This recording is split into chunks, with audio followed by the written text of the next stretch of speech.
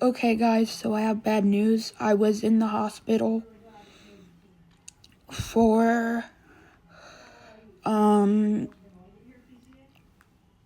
days. But first I was in the ER, and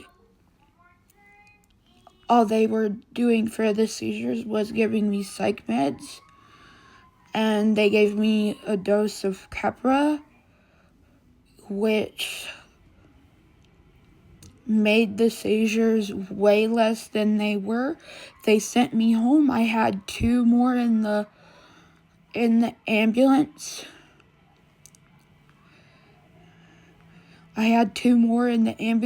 And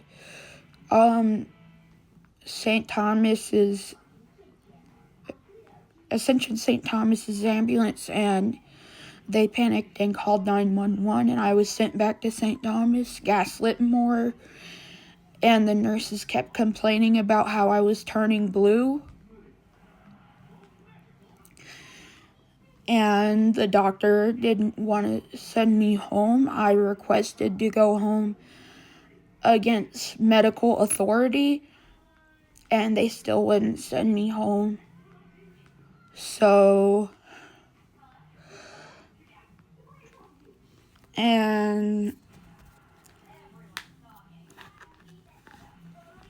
I was sent to the neuro ICU, gaslit by more doctors there.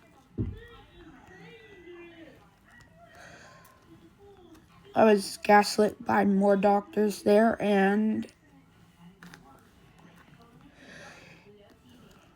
they were mean to me, and on the fourth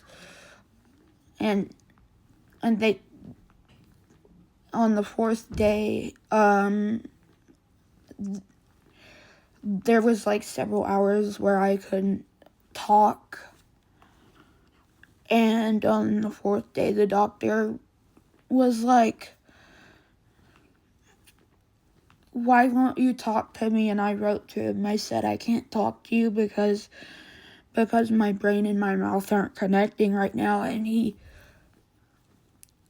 I gave him the paper for him to see it, and he was hesitant to give it back to me. And I basically wrote that I had seizures for so long that I had an adverse effect where I couldn't talk because they wouldn't treat the seizures.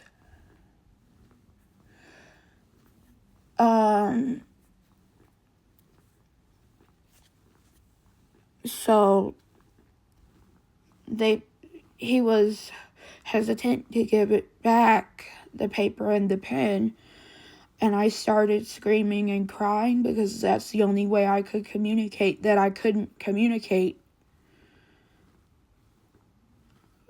Screaming, babbling, and crying because everything would come out gibberish. Nothing would make sense. I knew what I wanted to say, it just wouldn't come out right. And he was like, you don't need this paper, you could talk before.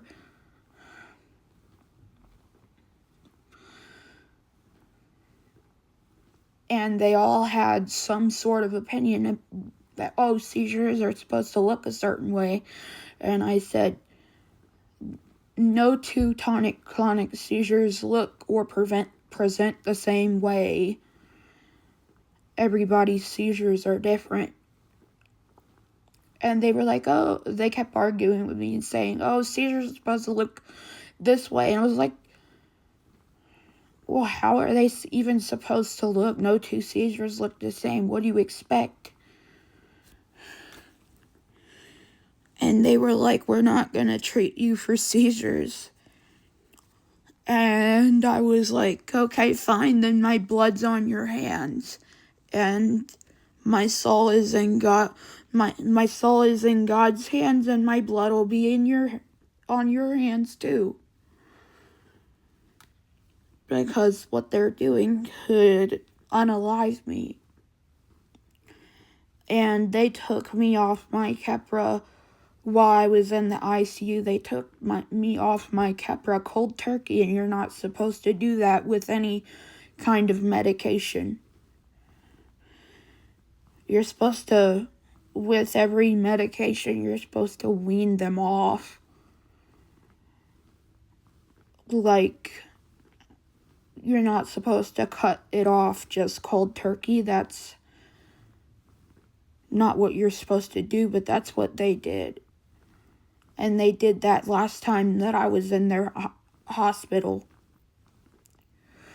They did that last time I was in their hospital after they took me off the ventilator. And they did it without my outpatient neurologist's permission, which is also illegal and could be considered medical malpractice. Me and my mom did our research. So my mom's gonna report them on Monday. I'm just tired of being mistreated. They won't look any further than EEG, MRI, CTs, and blood tests. They seriously won't look any further. And that's not okay, especially the way they were treating me. Not okay. Not okay. And I was in and out of consciousness during a few of the seizures. In and out of impaired consciousness, where the only thing I could do is hear, not really aware of my surroundings. And I could hear people saying to stop. And I could hear people just saying stop, and felt them holding me down a few times.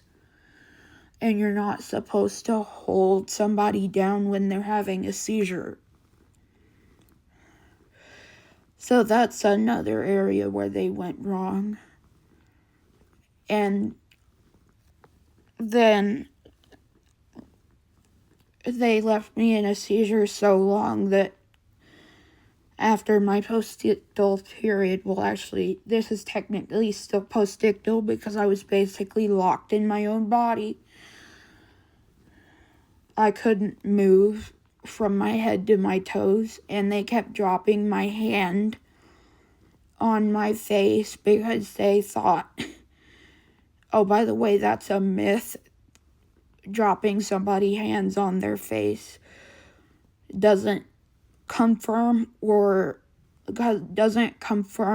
disprove that somebody's unconscious. That's a myth.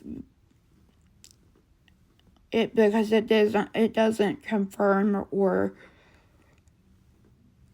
disprove that somebody's either having a seizure or unconscious. Because the way your hand will drop, whether it be not on your face, they expect it to drop on your face all the time. So they kept dropping my hand on me, and it hurt because my nerves were sensitive at that point.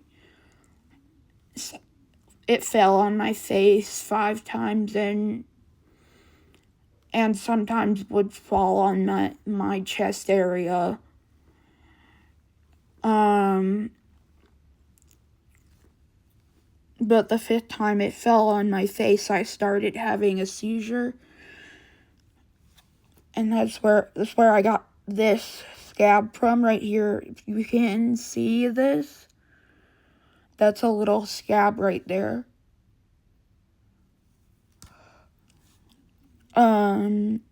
Because it dropped on my face and I started seizing and it started hitting me in the face and I went unconscious. And that's all I remember. So yeah, I'm just really tired of the way they're treating me. It's just messed up.